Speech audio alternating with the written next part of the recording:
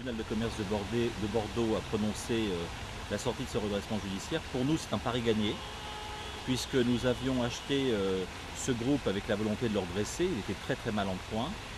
Et nous avons aujourd'hui, avec ce jugement, la confirmation que notre pari a été réussi.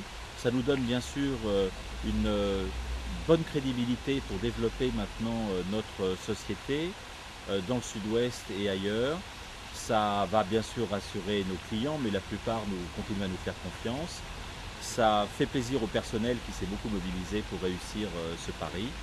Et maintenant, on peut engager, sur la base des investissements que nous avons réalisés ces derniers mois, la conquête de nouveaux marchés. On peut considérer que la France est un peu aujourd'hui, avec d'autres pays du sud de l'Europe, très en retard sur la façon dont elle valorise ses déchets, puisqu'en fait, on peut considérer que la valorisation ancienne génération, c'est plus de 50% des déchets qui sont mis en décharge, voire en usine d'incinération d'ordures ménagères, et principalement en décharge.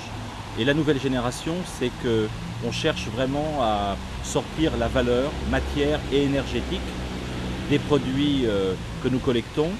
Et notre objectif à Ulysse est d'arriver à un taux de mise en décharge ou en UIOM qui ne devrait pas dépasser 15%.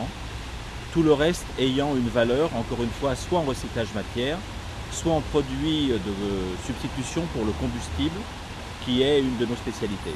Pour nous, en fait, c'est une formidable opportunité, une opportunité qui est le résultat d'une triple trajectoire. Premièrement, il y a une augmentation du prix des matières premières et des matières premières énergétiques en particulier. Deuxièmement, il y a une forte poussée européenne et nationale qui a une traduction fiscale avec l'augmentation de la TGAP pour réduire progressivement en France, comme cela a été fait dans tous les autres pays européens, la mise en décharge. Et troisième opportunité, c'est que les principaux opérateurs en France sont justement aujourd'hui ceux qui opèrent les anciens modes de traitement et qui vont devoir continuer à les opérer un certain temps puisque ces actifs ont une valeur économique. Nous ne sommes pas dans ce dilemme. Nous sommes une entreprise jeune, nouvelle, et nous pouvons en fait préserver nos investissements pour ces outils de nouvelle génération.